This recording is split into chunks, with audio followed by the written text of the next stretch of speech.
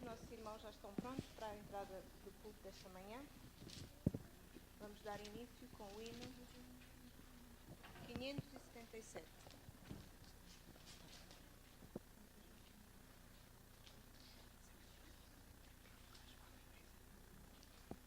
Hino 577.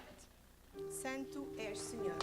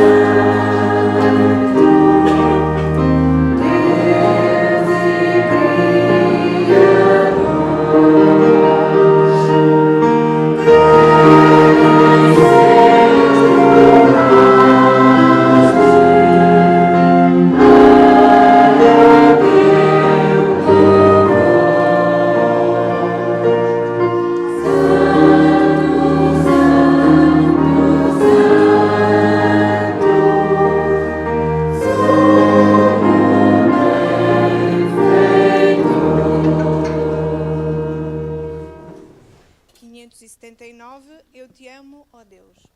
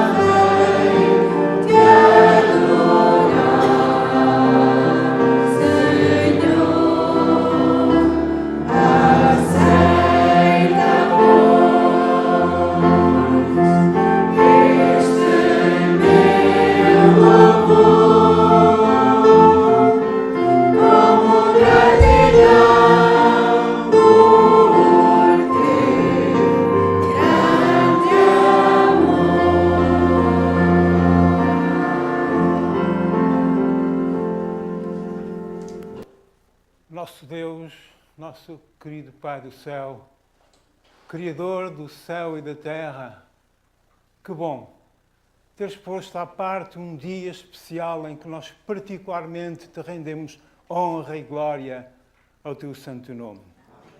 Contempla esta congregação. Vivemos num mundo cada vez mais difícil. Tem compaixão, vem abençoar. Onde há escassez, traz abundância. Onde há dor, traz alívio. Onde há dúvida, traz certeza. Derrama sobre nós o teu Santo Espírito. Suplicamos, no nome sagrado do nosso querido Jesus. Amém. Ou não sabeis que todos quantos fomos batizados em Cristo Jesus, fomos batizados na sua morte, de sorte que fomos sepultados com Ele pelo batismo na morte. Que o Senhor abençoe a leitura da sua santa palavra.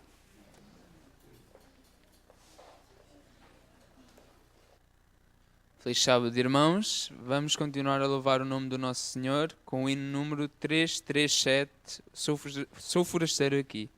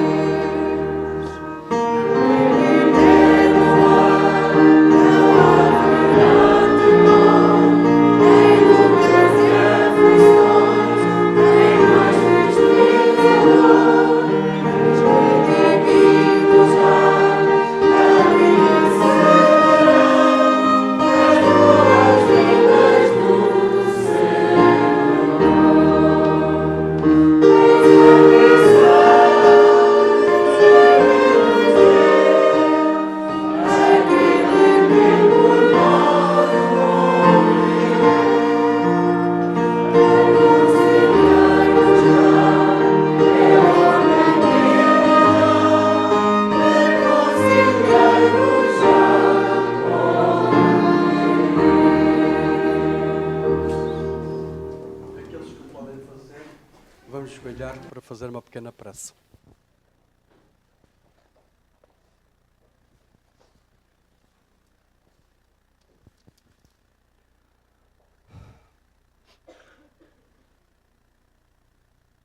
Ó Senhor nosso Deus, nosso Pai, que está nos altos céus, santificado seja o teu nome.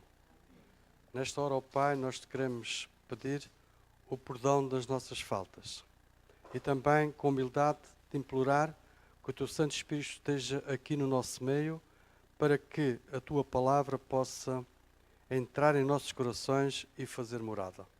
Abençoa, Senhor, a todos aqueles que aqui estão.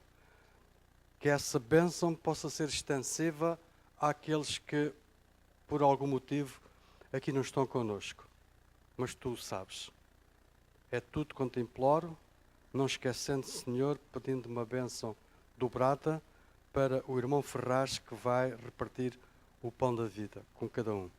Em nome de Jesus, amém.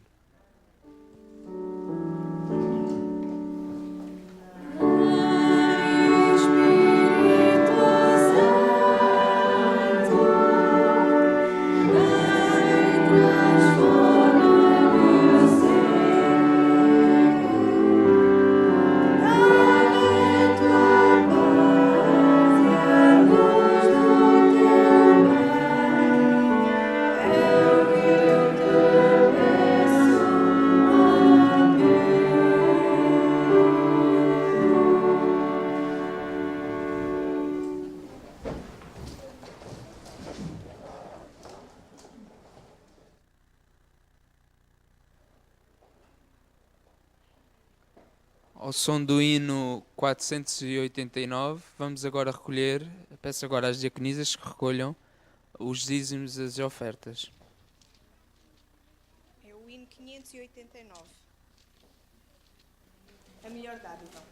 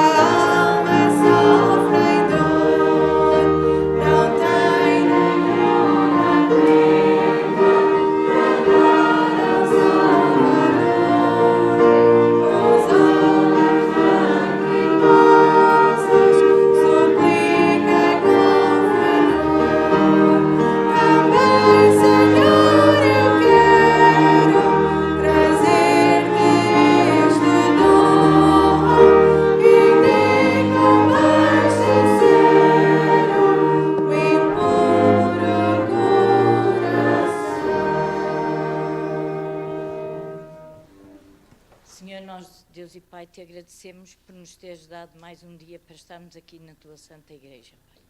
Também te vimos pedir bênçãos, grandes bênçãos para estas ofertas e que elas se multipliquem para que tu possas vir o mais rápido possível, Pai.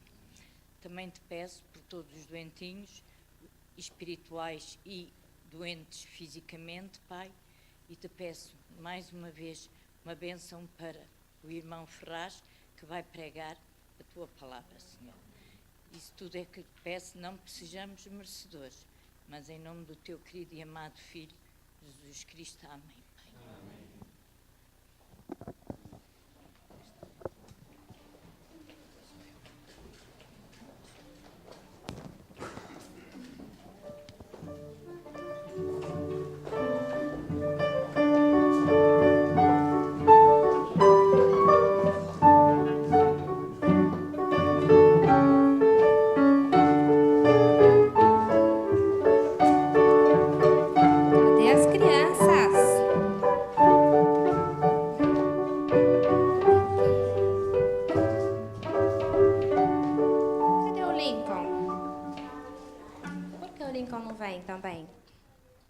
Ele não quer? Bom dia, crianças. Aqui, bom dia. Cadê meu bom dia, bem forte? Bom dia. Agora sim. Pensei que não tinha tomado pequeno almoço. Tá tudo bem com vocês? Sim. Eu vou fazer uma pergunta, talvez os meninos me respondam mais fácil. Quem é que gosta de futebol? Quem é que gosta de brincar de futebol? Você gosta de brincar de futebol, Mariana? O Nicolas não gosta de brincar de futebol? Gosta de brincar de futebol. Gosta também? Que fixe. Eu vou contar uma história sobre o Pedrinho e seus amigos, que tinham combinado um futebol num dia de domingo. E aí todos iam se encontrar na casa de Pedrinho. E aí estavam todos lá, todo mundo chegou na casa de Pedrinho para combinar de ir para o campo de futebol juntos. E aí, sabe o que aconteceu? Eles estavam à procura da bola de futebol. Procuraram na garagem, não encontraram a bola de futebol. Procuraram no quarto de Pedrinho, não encontraram a bola de futebol. Procuraram até na cozinha, até dentro do frigorífico, e não acharam a bola de futebol. Nada de encontrar a bola de futebol. E aí, Joãozinho, seu amigo, teve uma ideia. Já sei, vamos orar para Deus, para que seja feita a vontade dele. E aí todos foram, ajoelharam e pediram, querido Deus, que seja feita a sua vontade, está entregue nas suas mãos. E aí o Joãozinho, depois um amiguinho do Joãozinho, o Fernandinho, chegou e disse assim, espera lá, por que foi que você orou para fazer a vontade de Deus? Era para você ter pedido para encontrar a bola de futebol, não para fazer a vontade de Deus. E aí, bem nessa hora, sabe o que aconteceu? Começou a chover. Começou a chover, chover forte. E aí eles falaram, tá vendo? Vocês pediram para fazer a vontade de Deus. Não era para ter pedido para a gente achar a bola de futebol, para jogar a bola de futebol, para jogar o futebol. E aí, pouco tempo depois, eles ligaram a televisão. E aí, sabe o que tinha acontecido? Por causa da chuva, todas as árvores tinham caído em cima do campo de futebol. Então, a vontade de Deus foi o quê? Que eles não fossem lá jogar futebol, porque Deus queria protegê-los.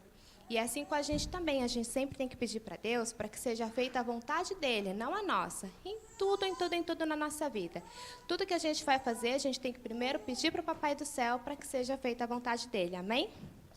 Vamos orar Vamos orar para pedir para o Papai do Céu para fazer a vontade dele? Como é que é a posição de oração? De joelhos, muito bem, vai, Claudinha. Mãozinhas fechadas, olhinhos também. Vamos lá, vocês repetem o que eu digo, tá bem? Querido Papai do Céu, obrigado por estarmos aqui. Abençoe o nosso papai e mamãe. E nos abençoe também. Nos ajude a fazer a sua vontade em tudo que aconteça. Em nome de Jesus. Amém.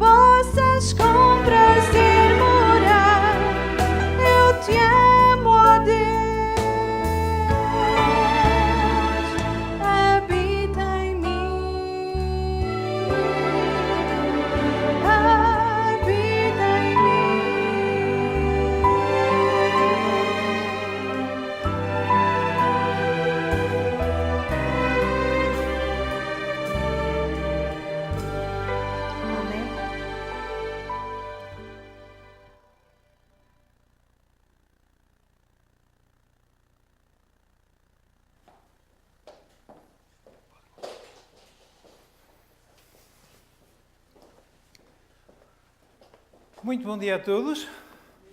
Sejam bem-vindos. Tenho muito prazer em estar convosco esta manhã. A todos as mais cordiais boas-vindas, especialmente àqueles que nos visitam. Queremos agradecer também à Laura a sua magnífica contribuição musical. Que Deus possa a todos grandemente abençoar. Morrer para viver. Já ouviram falar? Parece uma contradição. É linguagem bíblica. Às vezes nós dizemos que linguagem bíblica é difícil de entender. É difícil de entender quando a não lemos. Nós, ao estudar a Sagrada Escritura, quanto mais lermos, nós vamos entendendo cada vez mais claramente. Tenho certeza que esta manhã nós vamos sair daqui com uma noção mais clara do significado destas palavras. Morrer para viver. Vamos curvar as nossas cabeças, vamos pedir a Deus que abençoe este estudo. Nosso querido Pai do Céu, dá-nos corações bem dispostos, dá-nos mentes abertas, para que nós possamos entender aquilo que Tu queres que nós entendamos. Suplicamos por Jesus. Amém. Todos, quantos fomos batizados em Cristo Jesus, fomos batizados na Sua morte. Batizados na morte. De sorte que fomos sepultados. Reparem na insistência. De sorte que fomos sepultados com Ele, pelo batismo, na morte. Nós podíamos ler o resto do versículo. Estamos em Romanos, capítulo 6, como sabem. Vamos ler o resto do versículo 4. Nós lemos já, de sorte que fomos sepultados com Ele pelo batismo na morte, para que há, portanto, uma finalidade. Nós fomos sepultados com Jesus Cristo pelo batismo na morte. Merece alguma meditação, não acham? Nós precisamos de entender estas palavras. E depois diz, há uma finalidade. Para quê? Para que, portanto, o versículo 4, para que, como Cristo ressurgiu dentre os mortos, pela glória do Pai, assim andemos nós também em novidade de vida. Fala aqui de morte. Morte de quê? Morte da nossa natureza pecaminosa. A Bíblia ensina que há em nós nascemos com uma natureza a qual tem de deixar de existir. A morte da natureza pecaminosa é um milagre. Nós sabemos que Deus é o autor dos milagres. Jesus Cristo é o grande cirurgião. Ele diz que é necessária uma mudança total nas nossas vidas. A transformação, costuma dizer-se que o maior milagre que nós podemos jamais constatar é a transformação de uma alma. Um homem que mente, que deixa de mentir. Hoje em dia nós vivemos num mundo em que toda a gente mente. Toda a gente. Eu tenho dificuldade em encontrar pessoas que não estão a dizer alguma coisa que não é correto. E assim se há um homem que deixa de mentir, é um milagre. É um homem que deixa de roubar, é um milagre. Um homem que abandona a sua vida de vícios, que prejudicam a família, prejudica a sua própria saúde, prejudica a sua vida. Um homem que deixa de ser incrédulo para ser crédulo, é um milagre. Jesus Cristo fala em João capítulo 3, nós temos o encontro de Jesus Cristo com Nicodemos, bem conhecido certamente de todos nós. E Jesus diz a Nicodemos, este doutor da lei, este homem que era sabido em toda a ciência da religião daquele tempo, Jesus diz-lhe a ele, necessário te é nascer de novo. Está a falar da mesma coisa. Nicodemos tinha de ser transformado, tinha de passar pela transformação.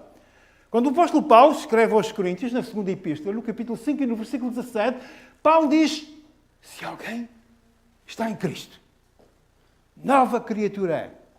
Morreu a sua natureza pecaminosa. Se alguém está em Cristo, nova criatura é. As coisas velhas já passaram. Eis que tudo se fez novo. E depois nós temos aquela passagem de Ezequiel, capítulo 11 e o versículo 19, eu recomendava que lêssemos, que procurássemos na nossa Bíblia e que sublinhássemos. Ezequiel, capítulo 11, versículo 19. Está Deus a falar, através do profeta Ezequiel. E Deus diz, então eu lhes darei um novo coração. Nós precisamos de um novo coração. A nossa natureza, para que ela seja modificada, nós temos de ter um novo coração. Eu lhes darei um novo coração.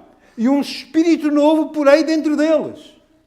Deus quer mudar a maneira como pensamos, a maneira como nós avaliamos as coisas. Deus quer mudar tudo dentro de nós mesmos. E diz que quer pôr dentro de nós um espírito novo, diferente daquele que nós tínhamos. Tirarei da sua carne, reparem quão gráfica é a imagem. Tirarei da sua carne o coração de pedra. Eu lhes darei um coração de carne. Talvez nós tenhamos esta sensação de coração de pedra quando estamos a falar de Jesus Cristo, quando damos testemunho da nossa fé e encontramos uma indiferença total. A pessoa muda de conversa e não quer conversa acerca de Deus. Coração de pedra. Deus diz que quer transformar, quer retirar esse coração de pedra e colocar um coração de carne. É, pois, Deus quem opera a transformação. A morte da nossa natureza pecaminosa só pode ser operada por Deus. E para que ela seja operada, nós temos de desejar. Temos de pedir a Deus que transforme a nossa vida, que transforme o nosso coração, que tire de nós o coração de pedra e nos dê um coração de carne. A Bíblia ensina que por causa do pecado de Adão, nós nascemos com uma natureza caída, uma natureza pecaminosa, e a Bíblia ensina que esta natureza pecaminosa tem de morrer. Como vimos no versículo 4, fomos sepultados com Ele pelo batismo, para que andemos em novidade de vida. Isto diz-nos que o batismo é o marco que marca a morte da nossa natureza pecaminosa. E sabem que nós precisamos de saber, todos nós, a maioria das pessoas aqui esta manhã foram batizados já, nós precisamos de saber se o nosso batismo foi ou não a morte da nossa, foi ou não o comprovativo da morte da nossa natureza pecaminosa. Nós podemos perguntar a nós mesmos, o meu batismo, há quanto tempo foi? O que é que foi que eu senti? O que foi que se operou em mim? Foi ou não a morte da minha natureza pecaminosa? Nós precisamos de responder a essa pergunta. É uma questão séria. Sabem que Deus não pode habitar na pessoa cuja natureza pecaminosa não morreu. E nós pedimos a Deus que o Espírito Santo habite em nós. E para que isso seja possível, é necessário que nós não vivamos na prática do pecado. A nossa natureza pecaminosa tem de ter morrido. Podemos ler ainda o versículo 6 da Epístola aos Romanos. Estávamos no capítulo 6, versículo 6. Reparem na força deste argumento. Pois sabemos isto. Estamos em Romanos, capítulo 6, versículo 6. E o apóstolo Paulo diz, sabemos isto. Sabemos que o nosso velho homem, ele aqui chama a nossa natureza pecaminosa, chama-lhe o velho homem. Pois sabemos que o nosso velho homem foi com ele crucificado. Não pode existir. O nosso velho homem morreu para que o corpo do pecado seja desfeito,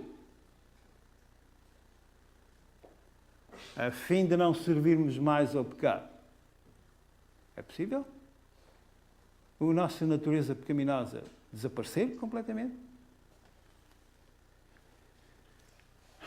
Permita-me uma citação.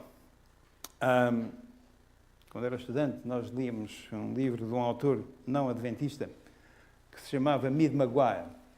E ele escreveu vários livros e um livro que nos impressionou bastante. Tinha o título de The Life of Victory, a vida vitoriosa. E na página 35 nós lemos o seguinte. Reparem o que diz este autor cristão não adventista. Ele diz, sem dúvida, a grande dificuldade da maioria dos crentes cristãos é esta. Grande dificuldade da maioria dos crentes cristãos? Portanto, este homem identificou uma grande dificuldade da maioria dos crentes cristãos. Pensamos nisso? Ele diz, a grande dificuldade da maioria dos crentes cristãos é esta. O crente esforça-se por viver uma vida com Cristo sem primeiro ter morrido a morte de Cristo. Segundo este autor, para que nós possamos viver a vida cristã, nós primeiro temos de morrer com Cristo. E continua o autor, ele diz, alguns crentes parecem pensar assim, pois Cristo morreu por mim, por isso eu posso ficar como estou, com a natureza pecaminosa com que nasci. E assim querem viver sem primeiro morrer. Paulo diz ainda, permita-me que insista mais uma vez, na Epístola aos Gálatas, capítulo 5, versículo 24, mais uma vez acerca desta natureza pecaminosa. Nós podíamos ler o capítulo 6, 7 e 8 de Paulo? Leiam em casa. E vão descobrir que esta necessidade da nossa transformação é constante. E ele insiste, insiste, insiste. E ainda depois em Gálatas continua. Na Epístola aos Gálatas, portanto temos de 1 e 2 aos Coríntios, depois temos Gálatas, Gálatas capítulo 5, versículo 24. Ele diz ainda, 5, 24. E os que estão, e os que são de Cristo Jesus, o que é que eles fizeram? Crucificaram a carne, a natureza pecaminosa, com as suas paixões e concupiscências. Os que são de Cristo, se eu sou de Cristo, se eu sou um cristão, se eu vivo uma vida cristã, eu quero viver uma vida cristã, eu crucifiquei a carne, isto é, a minha tendência pecaminosa. Crucifiquei a carne com as paixões e concupiscências. Carne. A natureza com que nascemos tem de morrer. Concluímos que não há nada que possa melhorar, mudar, emendar, curar a nossa natureza pecaminosa. Nada. Tem de morrer. Pode ser? Permitam-me mais uma citação, ainda deste Mid Maguire. O livro é His Cross or Mine. De quem é a cruz, minha ou dele. Precisamos de entender, ele diz agora outra coisa que nós, na Igreja Adventista, não tocamos muitas vezes, reparem. Ele diz, precisamos de entender a diferença entre pecado e pecados. Já tinham pensado nisso? Ele diz que precisamos de entender a diferença entre pecado e pecados. Não é a mesma coisa, segundo este autor. Precisamos de entender a diferença entre pecado e pecados, no plural. Pecados são atos de desobediência, são as transgressões da lei de Deus. Deus está sempre disposto a perdoar pecados, plural, através dos méritos de Cristo em resposta à oração sincera. Mas pecado, a coisa pecado, Deus não pode perdoar. Pecado é a natureza. É a natureza que nos leva a pecar. É aquilo que dentro de nós nos leva a desobedecer à lei de Deus. Pecado. A natureza com a qual nascemos. Esta natureza não muda. Quando lemos no capítulo 3 do Evangelho de São João, quando lemos a conversa entre Jesus e Nicodemos, nós vemos que Jesus a certa altura diz, capítulo 3, versículo 6, aquele que é nascido da carne é carne. A insistência e a declaração de que a nossa natureza pecaminosa não muda por si mesma, não pode ser humilhada, não pode ser curada, não pode ser tratada, tem de desaparecer. Jesus diz o que é nascido da carne é carne e será sempre carne. E assim nós concluímos que a única maneira de nos livrarmos da nossa natureza pecaminosa, isto é, da nossa tendência para pecar. E nós temos essa tendência, nós nascemos com essa tendência, nós vemos nos bebés de dias de idade e de semanas de idade. A única maneira de nos livrarmos da nossa tendência pecaminosa, da nossa natural inclinação para pecar, a única maneira é morte. A nossa natureza pecaminosa tem de morrer. A única maneira de recebermos uma natureza nova, de nascer de novo, é deixar que a nossa natureza morra a pedir a Deus que nos dê um novo coração. Isto é o que diz Mid Maguire. Morte. Ora, agora nós queremos saber como é que isso é possível. Morte. Portanto, a minha natureza pecaminosa tem de morrer. Eu tenho de saber se a minha natureza pecaminosa morreu ou não. Eu tenho de saber se o meu batismo foi, de facto, o comprovativo da morte da minha natureza pecaminosa. Vivo eu ainda na prática do pecado? Será que eu peco todos os dias por hábito? Por hábito. Coisas que eu faço que sei que são erradas e continuo a fazer. Será que eu peco todos os dias por hábito? Se isso é verdade, a minha natureza pecaminosa não morreu. Eu, como cristão adventista, eu tenho de saber se a minha natureza pecaminosa morreu ou não.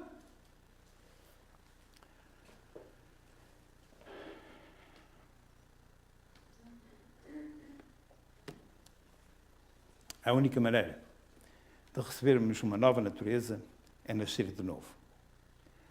Portanto, esta morte, como é que ela ocorre? Como é que a minha natureza pecaminosa morre em mim? Nós podemos imediatamente lembrar Ezequiel, capítulo 11, versículo 19, que lemos há pouco, onde diz que Deus quer tirar de nós um coração de pedra e colocar aí um coração de carne. É Deus que opera. É Ele que faz a mudança. É Ele que nos faz a nossa transformação. E Ele faz a nossa transformação através de uma operação cirúrgica. Nós podemos dizer que Jesus é o grande cirurgião. Ele quer mudar o nosso coração. A nossa natureza tem de ser mudada. E para que isso aconteça, nós temos de pedir. Não acontece automaticamente. Eu agora sou cristão, vou-me batizar. Se nós não pedimos a Deus que mude a minha natureza, que a minha tendência para pecar desapareça. Se eu não fizer isso, Deus não pode operar em mim. E Deus quer mudar o meu coração. É Deus quem opera o milagre. Reparem, o que eu quero matar em mim mesmo é a minha tendência para pecar. Os meus pensamentos corruptos, eu quero que desapareçam. O meu egoísmo, a minha inveja, a minha maldizença, eu quero que essas coisas desapareçam, morram.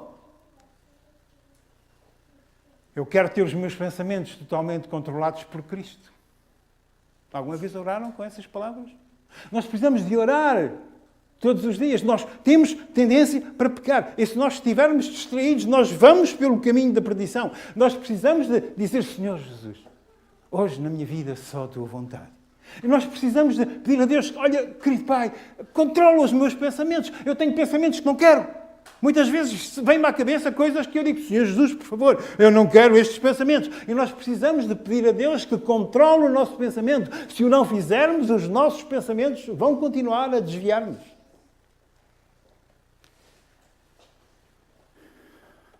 Paulo declara que a nossa mudança de natureza é real. É para ser desfeita, como dizia no capítulo 6, versículo 6. Paulo insiste ainda no versículo 11. Vamos ler só mais um. Versículo 11 do capítulo 6 de Romanos. Voltamos a Romanos. Reparem na totalidade do pensamento. Romanos, capítulo 6, versículo 11. 6:11. Assim também, vós, considerai-vos como mortos para o pecado, mas vivos para Deus, em Cristo Jesus, nosso Senhor. A insistência sobre esta necessidade de morrer para a nossa natureza pecaminosa, morrermos para o pecado, é constante na Sagrada Escritura. Se nunca meditamos sobre isso, se nunca oramos sobre isso, se nunca procuramos ter a certeza de que em nós morreu a natureza pecaminosa, como é a nossa vida cristã? Podemos nós dizer da nossa vida cristã? Se a nossa natureza pecaminosa continua por aí a fazer desde ele.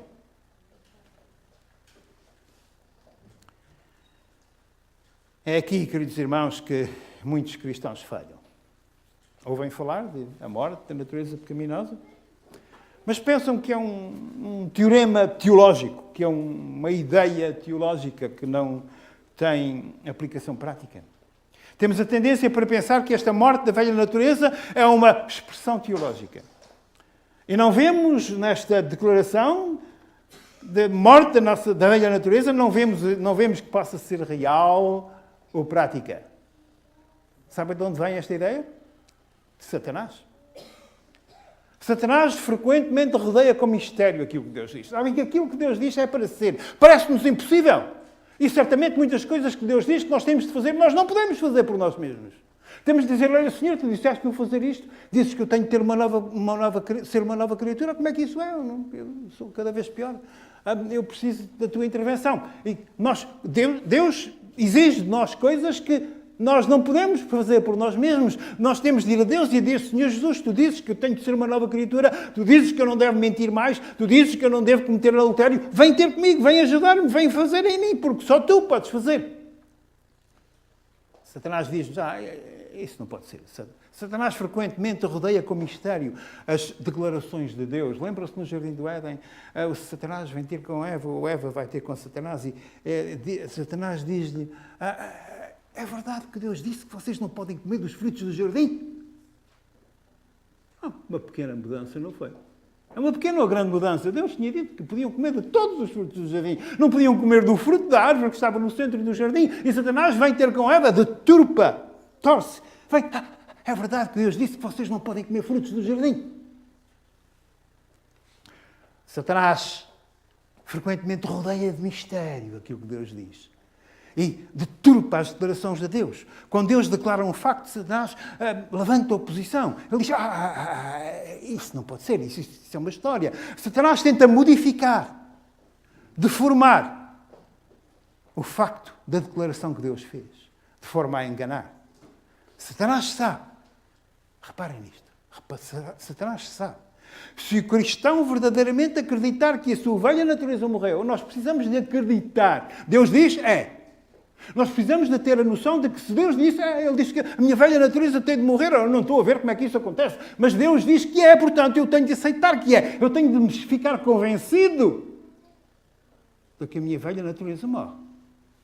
Satanás sabe que se o cristão verdadeiramente acreditar que a sua velha natureza morreu, Satanás não tem mais poder na vida dessa pessoa. Satanás só pode trabalhar em nós através da nossa natureza pecaminosa. Satanás, se nós conseguirmos convencer a nós mesmos primeiramente e depois convencer a Satanás que a nossa natureza pecaminosa verdadeiramente morreu, Satanás não tem mais poder sobre nós. Até nós recuarmos. Até nós fazermos ressuscitar a nossa natureza pecaminosa, a coisa que nós podemos fazer muito facilmente. Deus diz, a tua velha natureza tem de morrer. Satanás diz, a tua velha natureza nunca vai morrer. E para provar que é ele que tem razão, Satanás procura fazer que o cristão viva mais e mais pelos seus próprios sentimentos. O cristão vive segundo aquilo que a Bíblia ensina. O cristão não vive segundo os seus próprios sentimentos. Já ouviram pessoas dizer, a Bíblia diz, mas eu acho. Já ouviram? Pessoas dizem, pois isso está muito bem, mas eu não estou a ver, eu não consigo. A Bíblia diz, mas eu acho. E Satanás faz que as pessoas vivam pelos seus próprios sentimentos. Se eu acho, não é. Eu é que sei. E Satanás faz que a pessoa viva dessa maneira. Em vez de dizer, Deus disse, eu não estou a ver como. Mas tem de ser. Nós precisamos de acreditar aquilo que Deus diz e pôr em prática na nossa vida. De outra maneira, simplesmente não somos cristãos.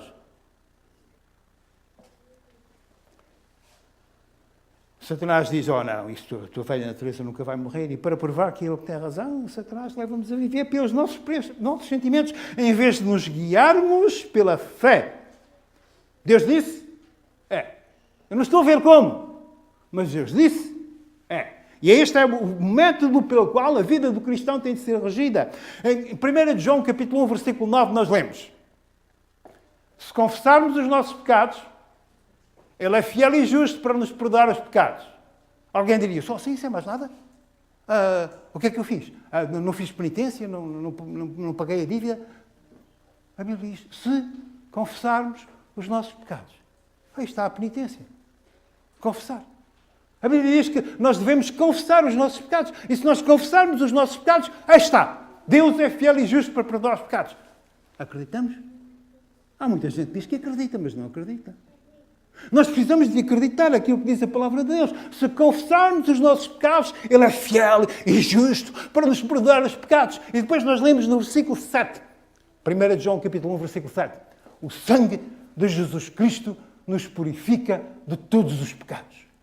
Portanto, estas são as promessas de Deus. Isto é o que diz a Bíblia. É aquilo que eu preciso de acreditar. É aquilo que não basta eu dizer que acredito. Não basta eu comportar-me na igreja como se acreditasse e depois na minha vida real, do dia a dia, completamente esquecer.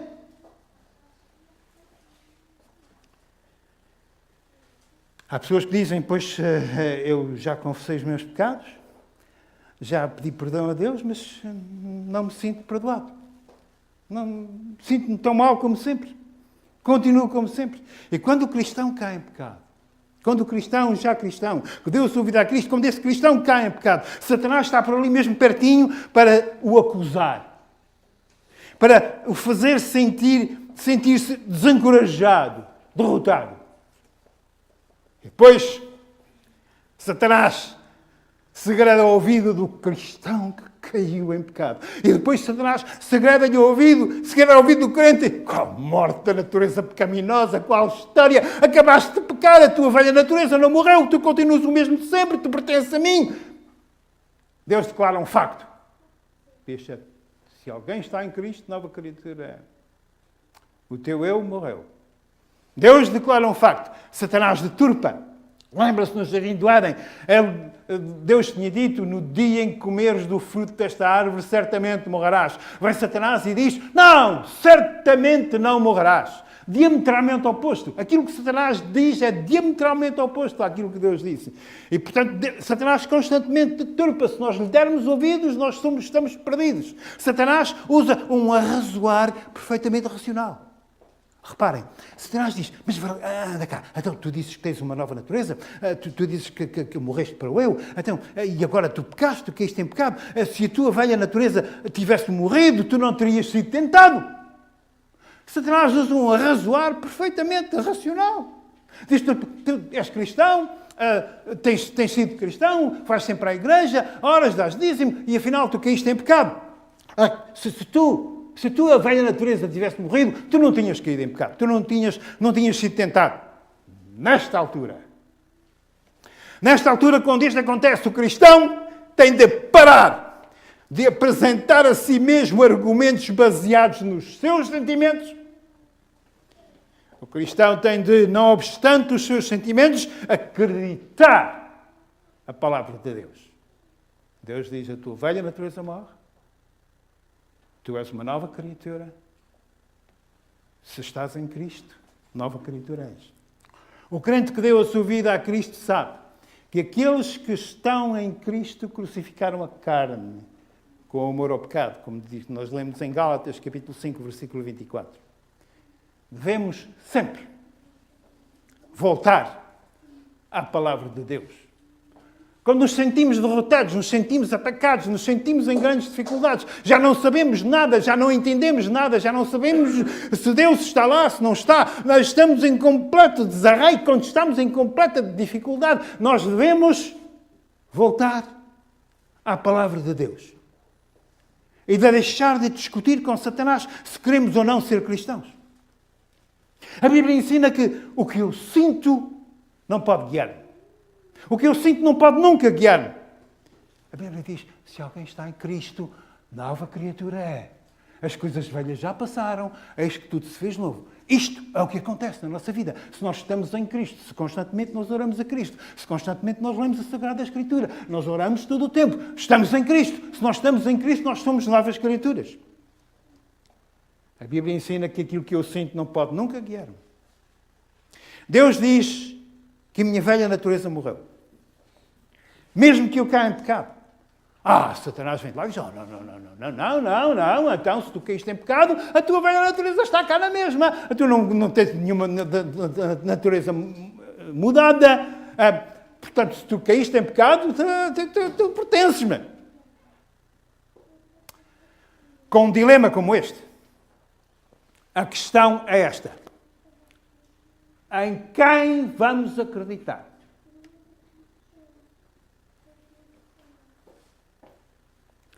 Vamos assentar esta questão? Tem de ser resolvida. Vamos assentar esta questão de uma vez para sempre. Vamos lá. Nós temos sentimentos. E nós precisamos saber o que fazer com os nossos sentimentos. Se nós lermos as epístolas de Paulo, nós vamos descobrir que os sentimentos são aquilo que é natural no homem natural. Leiam as epístolas de Paulo e vão descobrir que Satanás é o senhor dos sentimentos no homem natural. Vejam a seguinte citação. Mensagens Escolhidas, volume 2, página 243. Nós devemos, diz-nos Helena White, nós devemos, pela fé, dedicar-nos a Deus. Nós devemos, pela fé, dedicar-nos a Deus diariamente. É um exercício diário.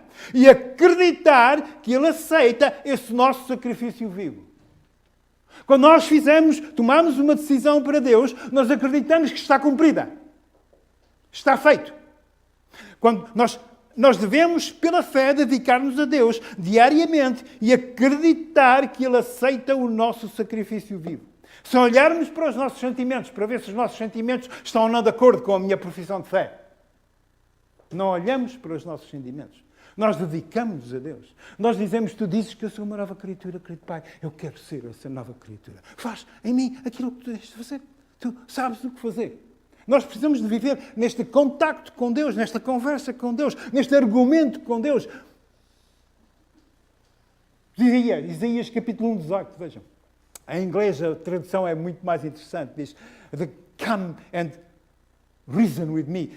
Em português diz, vinde e argui-me. Deus diz, anda cá, vamos lá conversar. Põe lá o teu argumento, diz-me lá qual é o teu argumento.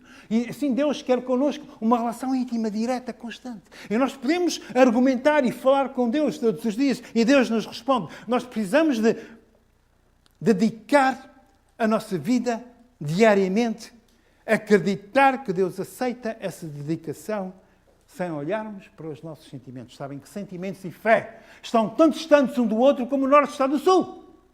Sentimentos e fé estão completamente à parte, uns do outro. A fé não depende dos sentimentos. Nós precisamos de ir a Deus com toda a fé, sejam quais forem os nossos sentimentos. Viver, e depois nós temos de viver a nossa oração. Se eu digo ao Senhor, Senhor, tu disseste que eu sou uma nova criatura, eu quero ser a nova criatura, tu dizes que eu tenho de ser, portanto eu agora... Eu estou convencido que sou uma nova criatura, eu vou viver como uma nova criatura. Leiam comigo. Evangelho de São João, capítulo 6, versículo 37. Esta é talvez a passagem que... é das passagens que mais me impressionaram na minha vida. Leiam. João, Evangelho de São João, capítulo 6, versículo 37. Naturalmente eu sei de cor, eu já li tantas vezes. Evangelho de São João, abram as vossas Bíblias, marquem nas vossas Bíblias esta passagem. Esta passagem é central na vida do cristão. Nós precisamos de entender o que aqui diz e viver o que aqui diz. Capítulo 6, versículo 37, Evangelho de São João. Jesus diz, todo o que o Pai me dá virá a mim. E aquele que vem a mim, de maneira nenhuma, o lançarei fora. Reparem, eu acabei de cometer um crime e agora digo, olha, Senhor Jesus, eu venho a ti. Jesus recebe-me. Acabou de dizer que sim. Aquele que vem a mim. De maneira nenhuma.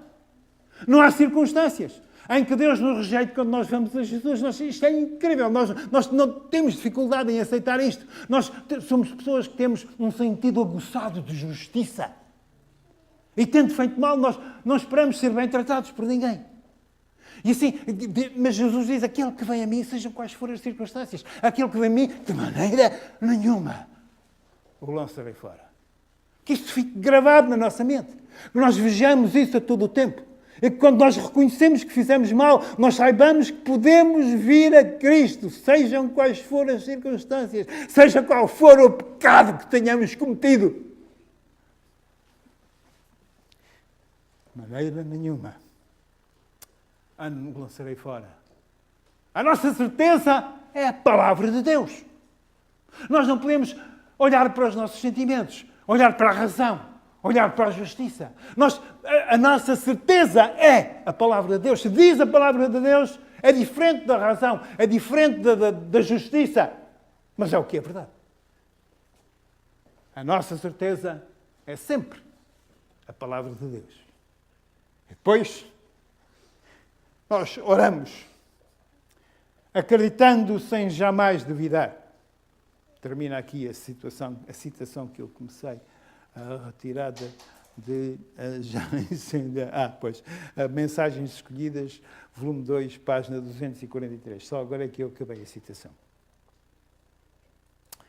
Para que entendamos ainda um pouco melhor este problema de sentimentos que se opõem à fé, nós precisamos de fazer um pouco mais.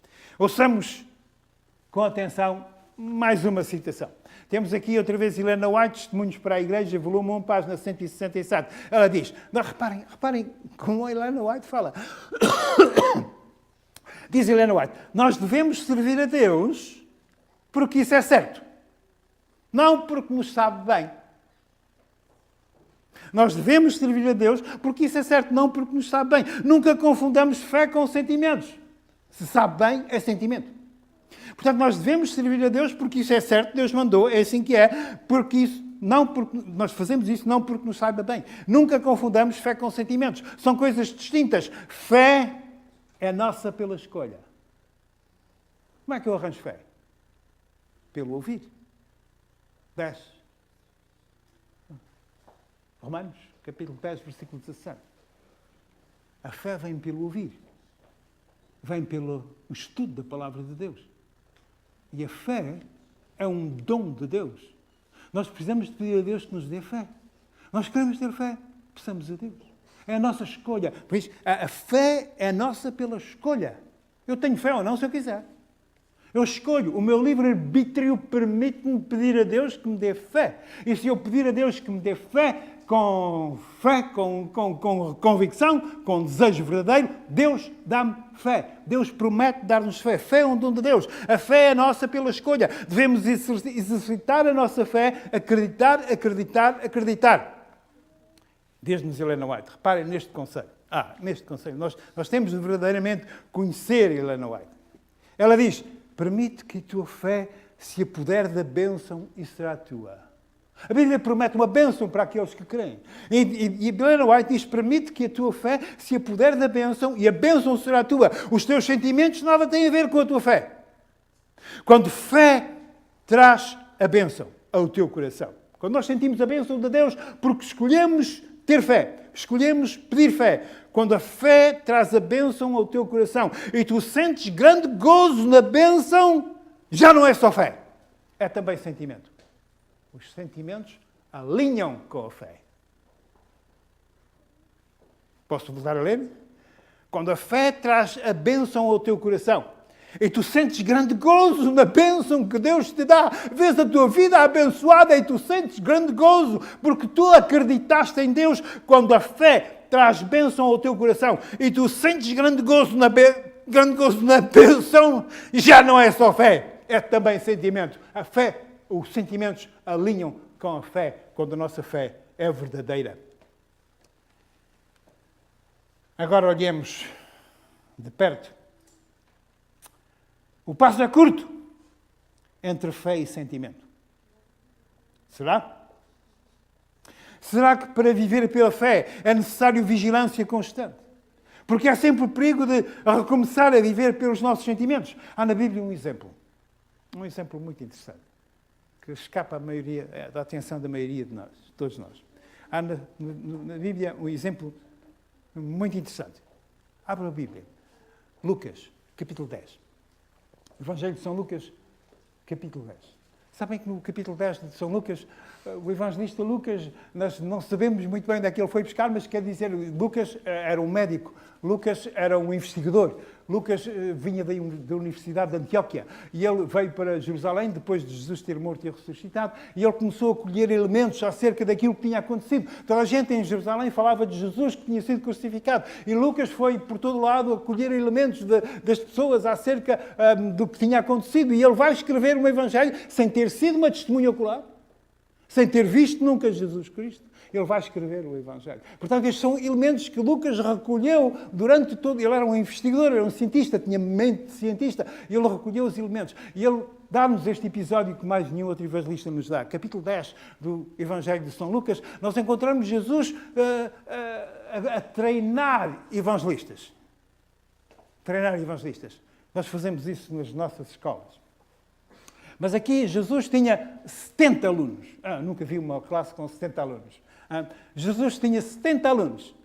Aqui diz-nos que Jesus treinou 70 missionários e os mandou trabalhar, mandou-os pregar nas cidades e nas aldeias da vizinhança, mandou-os pregar nas cidades e aldeias da vizinhança. E eles tinham sido formados por Jesus Cristo, foram pregar. E agora eles voltam muito contentes, aos pulos de contentes. Eles dizem, oh Senhor Jesus, foi muito bom, tivemos muito êxito, tivemos muito prazer. E depois diz-nos, leiam no capítulo 10, Lucas, vamos lá, Lucas capítulo 10, versículo 17. Lucas 10, 17. Já leram, não já? 10, 17.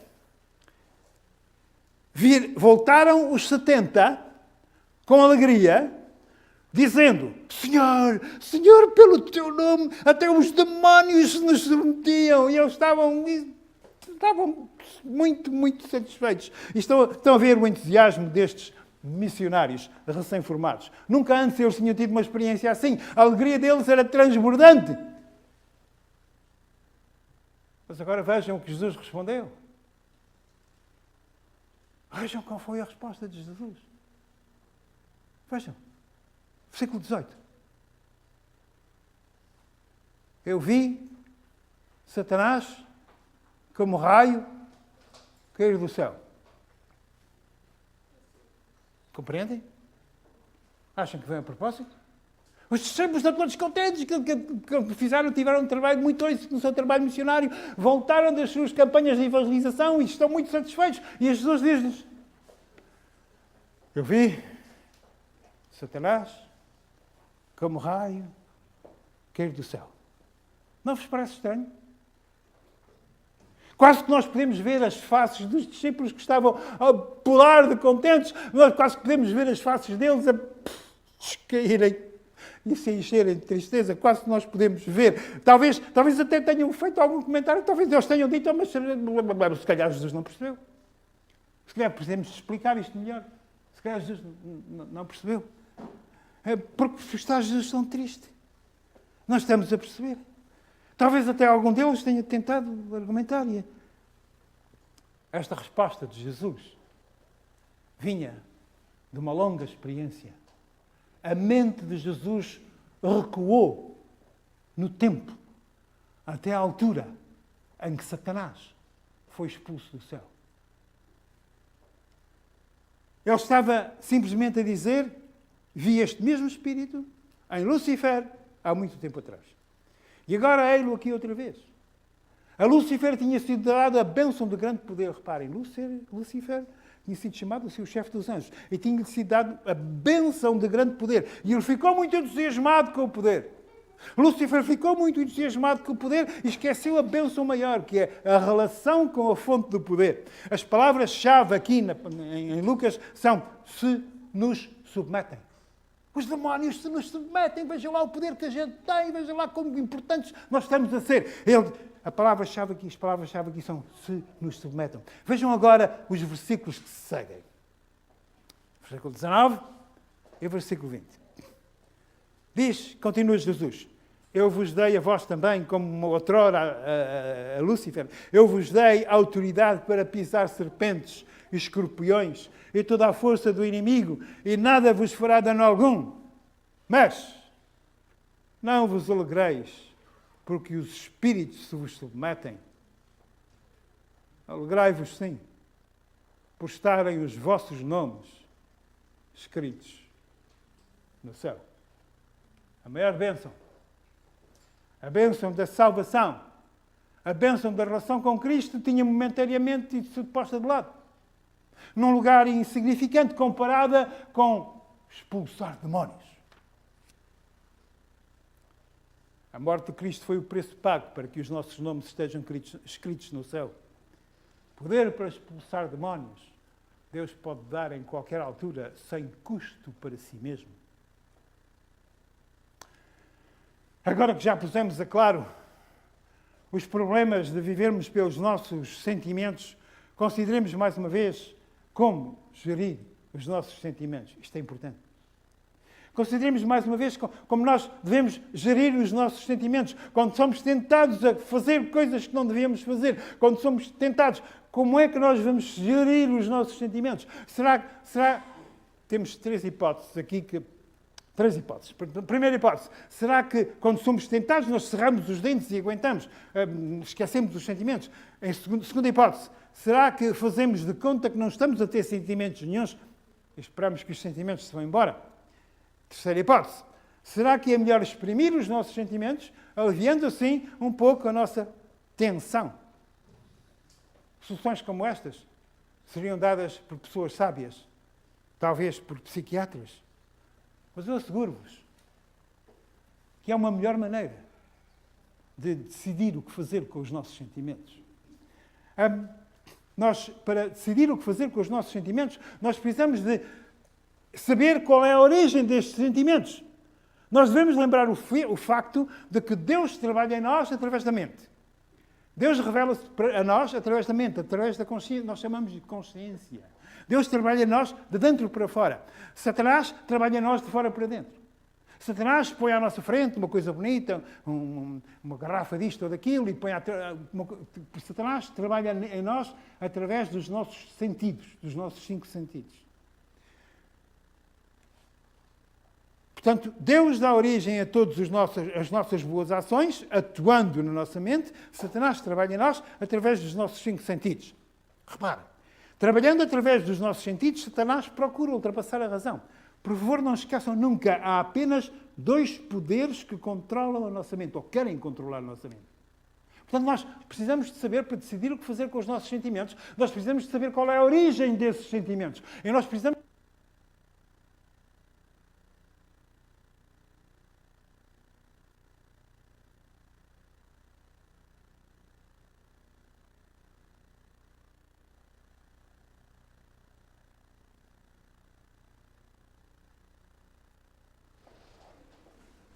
Eu acho que é sempre fácil decidir.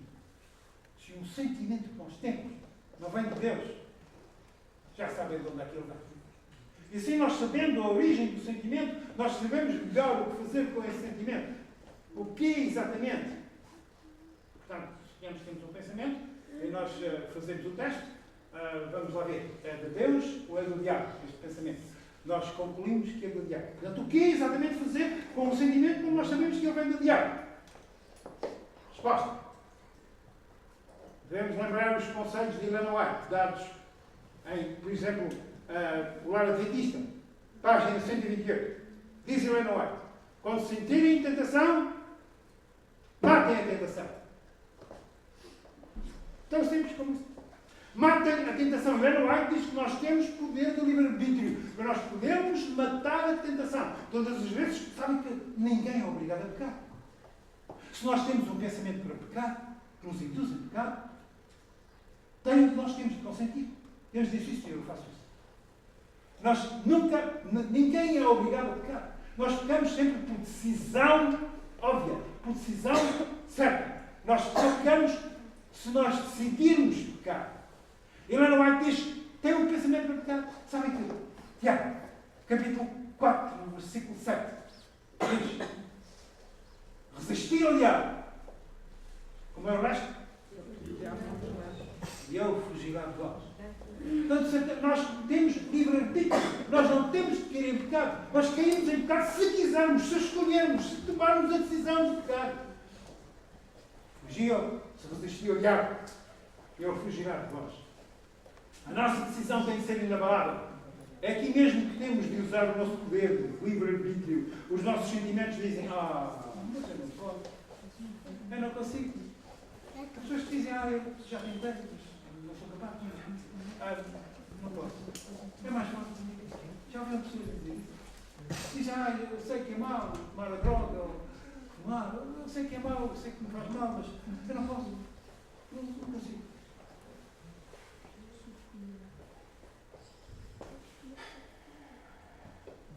Vamos imaginar que eu estou gordo, sou diabético, em que ando sempre a comer bolos. Desde os pastéis de nata até aqueles bolos muito rechonchudos, com creme assim por todos os lados e cereja em cima. Não consigo resistir. Não posso. Não sou capaz. E então estou a ficar cada vez mais bem. E o médico já me disse que se eu não parar, que a minha saúde vai acabar. Eu saio do trabalho e logo ali ao pé, logo ao lado do local do meu trabalho, há uma pastelaria daquelas do fabrico de próprio. E eu saio do trabalho, vou passar à frente da montra, não quero olhar, mas olho para a montra e lá está. Aquele voo de chocolate. Com o creme a seguir. E cereja assim. Eu já tenho água a crescer na boca. Já me está a crescer água na boca. Já não consigo. Não posso. Já tenho água a crescer na boca. E a minha mão já está no bolso a tirar o dinheiro para comprar o boca. A Bíblia diz: mata a tentação para pecar. Nós temos a capacidade. Deus diz: escolhe, eu dou-te a força. Se nós escolhermos resistir ao diabo e ele fugirá de nós. A Bíblia diz que se nós resistirmos, Satanás foge de nós. Temos de escolher acreditar em Deus, não obstante os nossos sentimentos. Tendo feito isto, devemos francamente admitir para nós mesmos que não podemos impedir que sentimentos nos assaltem. E depois nós precisamos nos refugiar em Deus na oração. Orar a Deus. Resistir ao diabo. E agradecer a Deus por nos ter livrado. Ele quer mesmo livrar-nos. Resistamos ao diabo. Ele fugirá de nós. Os sentimentos passarão e paz reinará no coração. Experimentem. Pode ser necessário fazer isto várias vezes, até que convençamos Satanás de que nós não queremos mesmo ser controlados por sentimentos. Acreditem pela fé. Sejam quais forem os sentimentos. Convençam-se. E repitam convosco mesmos. O meu eu está morto. Eu estou morto para a tentação. Eu sou uma nova criatura. A minha vida está escondida em Cristo, em Deus. Conhecem a passagem de Colossenses, capítulo 3, versículo 3? Colossenses, capítulo 3, versículo 3. A nossa vida, se nós pedirmos a Deus, se nós dedicarmos a nossa vida a Deus, a nossa vida está escondida em Cristo, em Deus. Colossenses, capítulo 3, versículo 3. Nós podemos ler o versículo 2. Pensai nas coisas que são de cima e não das que são da terra. Pois morrestes, mais uma vez, morrestes, e a vossa vida está oculta em Cristo, em Deus. Oremos. Agradecemos a Deus por nos livrar. Nós sabemos que na próxima vez vai ser mais fácil. Pode o diabo fazer com uma pessoa morta? Quando a nossa vontade tem o hábito de escolher fazer aquilo que nós sabemos que não podemos fazer, como ser uma nova criatura. Quando nós temos o hábito de escolher fazer aquilo que Deus diz, só porque Ele disse, o nome de Deus é glorificado. Porque Deus gosta de fazer por nós aquilo que nós não somos capazes de fazer. O meu tempo está esgotado. Eu podia continuar, mas não posso. Não posso abusar da vossa paciência. Morte da natureza pecaminosa. Talvez não tenhamos pensado muitas vezes. Talvez não nos tenhamos empenhado no curso da nossa vida em ver que a nossa natureza pecaminosa morreu. Morte da natureza pecaminosa. Talvez nós nos não tenhamos empenhado muito, mas eu asseguro-vos, a única maneira de nos livrarmos do problema do pecado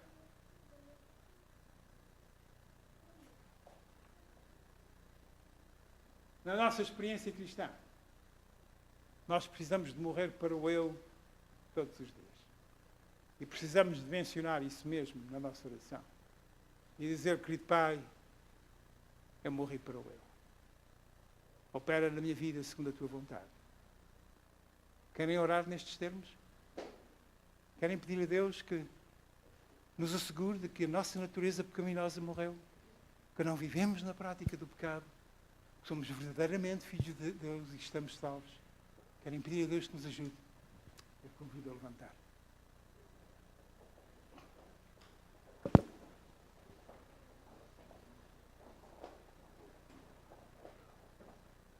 Nosso querido Pai do céu, Tu sabes como somos fracos. que sabes que mesmo depois de nos termos comprometido a ser cristãos, termos comprometido em guardar os teus mandamentos, termos-nos comprometido a viver pela fé, ainda assim, ocasionalmente, só ocasionalmente, nós caímos. Querido Pai, vem fortalecer em nós a convicção de que Tu nos sustens em Tuas mãos. E nunca dizermos, Senhor Jesus, agora eu quero ir sozinho. Permite, querido Pai, que sempre Tu nos sustenhas em Tuas mãos. Nós acreditemos na Tua palavra, sabendo que só Tu nos podes livrar. Permite que a nossa oração seja constante. Nós oremos quando andamos, quando conduzimos, quando dormimos, que estejamos sempre em contacto contigo.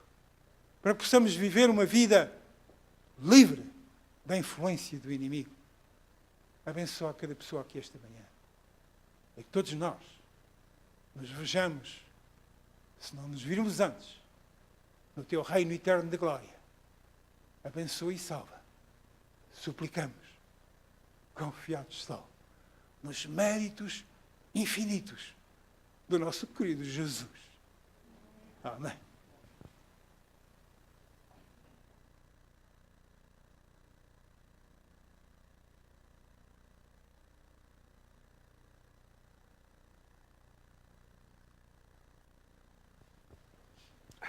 Fala a alma. É o hino 402 que vamos cantar. Fala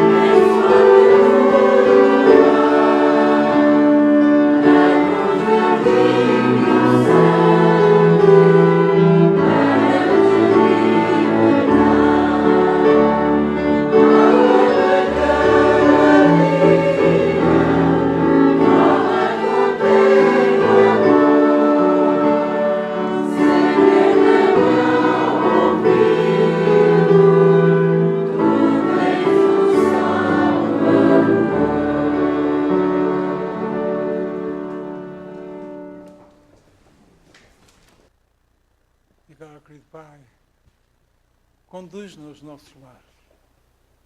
Que a nossa vida seja transformada pelo Teu poder, através da nossa dedicação diária, através da nossa adoração diária, através da escolha óbvia, que Tu sintas que nós verdadeiramente Te queremos seguir. Queremos a vida eterna que Tens a reserva para nós. E queremos que nós vivamos uma vida feliz, uma vida aqui na Terra, diferente dos habitantes desta Terra em geral. Permite, querido Pai, que de dia, através da nossa oração, nos aproximemos mais do padrão que nos deste, Jesus Cristo. Suplicamos, confiados estão, nos méritos que são infinitos do nosso querido Jesus. Amém.